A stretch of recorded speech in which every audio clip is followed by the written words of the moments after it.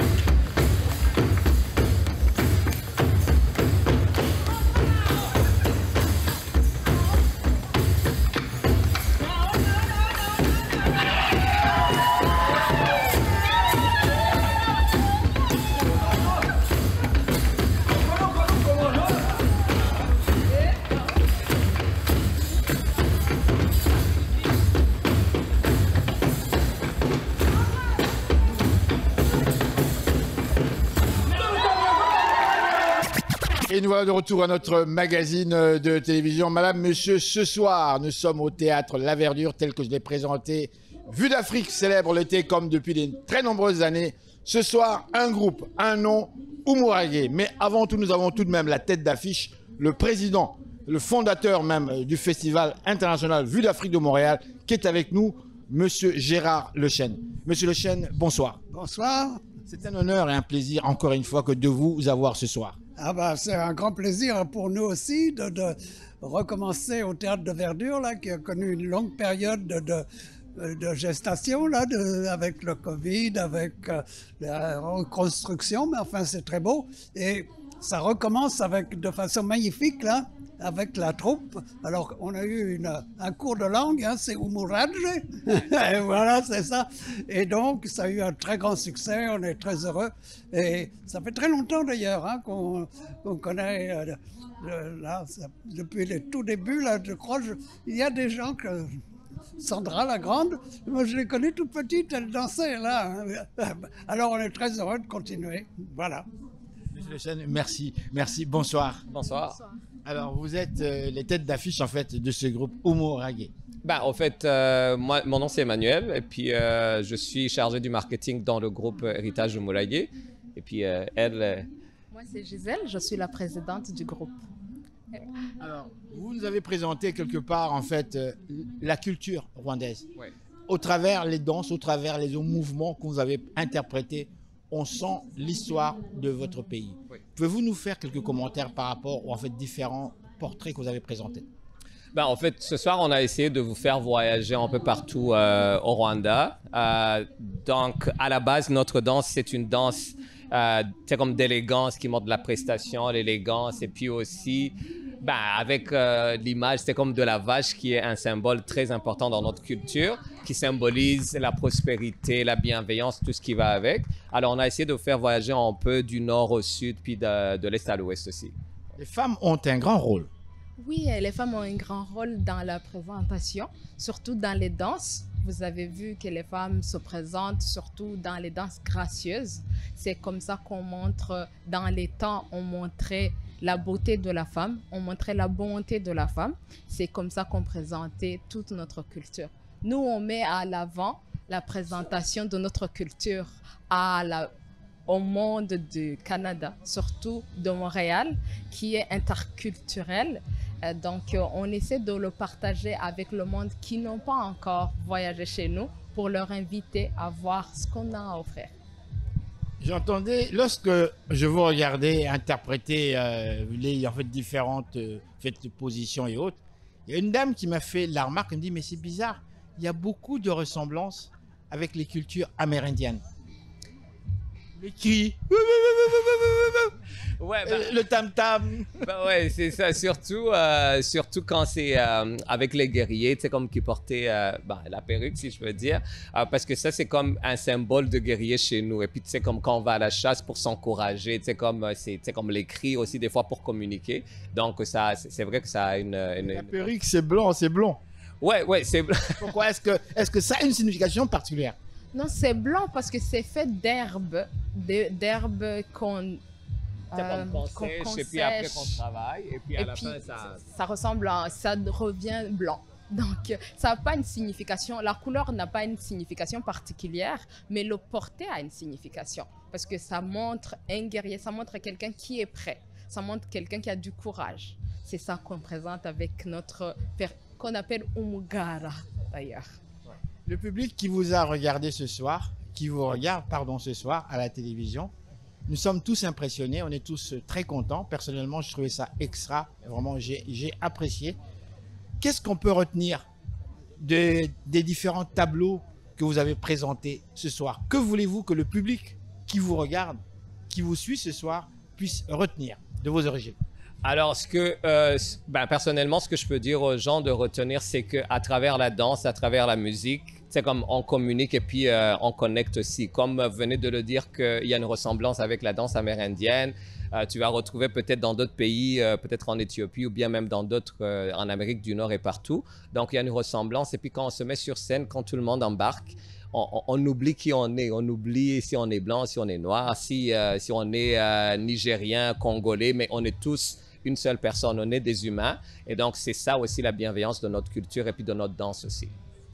On partage la joie, on partage la bienveillance. On inculque au monde qu'à part la vie de tous les jours, on peut s'amuser en dansant, on peut s'amuser en chantant, on peut apprendre les tambours, on peut communiquer dans une autre façon à part la langue. Bonsoir. Bonsoir Henri, très content de te revoir, ça fait plaisir. Moi aussi, c'est un honneur et un grand plaisir.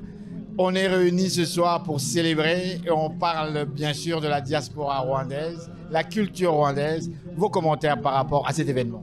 Mais écoutez, mais comme tu le sais, la diaspora rwandaise, il y a une grande communauté rwandaise à Montréal depuis plusieurs années, tu le sais déjà.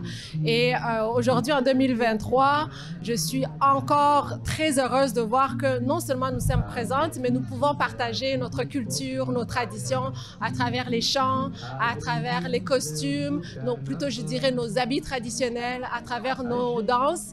Et je suis contente qu'on puisse faire vibrer Montréal, les Québécois et les Québécoises, et les Canadiens et les Canadiennes, et les amis du Rwanda, et les emmener à voyager au pays des mille collines à travers notre culture. Et encore plus heureuse de voir qu'il fait beau à Montréal. Et nous avons notre jeunesse aussi aujourd'hui. C'était Umurage le dit très bien, ça veut dire héritage, et super heureuse de pouvoir partager notre héritage avec le Québec. Voilà. Madame, monsieur, ce soir, nous vous présentons un artiste, évidemment, on vous parle de l'Afrique, Ignace Championnat. Il est avec nous. Bonsoir, comment ça va? Bonsoir, bonsoir, tout va bien. Alors, Ignace, qui est Ignace Championnat? Ignace Championnat, je suis un artiste chanteur qui a fait beaucoup de choses. Et je vis en France. Et voilà, j'ai chanté pour l'équipe de foot de France. Allez les Bleus, et rendez-vous avec les Bleus. Dites-moi, parlez-nous un petit peu de votre musique comme telle. On parle ici de quel style? On parle du zouglou, on parle de quel style? Je suis dans l'afrobeat. L'afrobeat qui réunit tout ce qui est zouglou, coupé décalé, et tout ce qui est musique africaine. Voilà. Et aujourd'hui comme tel, à Montréal, comment expliquer votre présence ici à Montréal? Ah, j'adore Montréal, déjà j'adore Montréal. Je viens chaque année à Montréal. Parce que je vois qu'au niveau de tout ce qui est activité à Montréal, vous voyez, le public est toujours présent. On voit, les gens, ils ont la joie de vivre, ils accompagnent bien leurs artistes. J'adore venir à Montréal parce qu'il y a de l'ambiance, il y a la joie de vivre, il y a le partage. Comment ça s'est passé pour vous, du moins pour votre carrière musicale en France comme telle? Aujourd'hui, on a constaté que beaucoup d'artistes, en fait, venant d'Afrique, des pays en fait, du tiers-monde comme tel, réussissent, parviennent à percer quand même en France. Oui, parce que c'est aujourd'hui, beaucoup ont compris. Au niveau des artistes, on arrive à s'adapter déjà à la culture qu'on trouve. On se mélange à la culture parce que c'est la culture française. Ils ont plein de choses. On arrive avec notre culture française, africaine, qu'on s'adapte à la culture française. C'est comme ça qu'on arrive à rentrer dans le milieu. Et c'est bien vrai que ce n'est pas facile, mais quand tu as la capacité, et quand tu as la capacité de donner et de partager, tu arrives. Alors, votre bébé, parlez-nous-en. Mon bébé, voilà, je viens de faire sortir mon nouveau morceau, je suis en pleine promotion. Le morceau s'appelle Voilà, un morceau d'ambiance.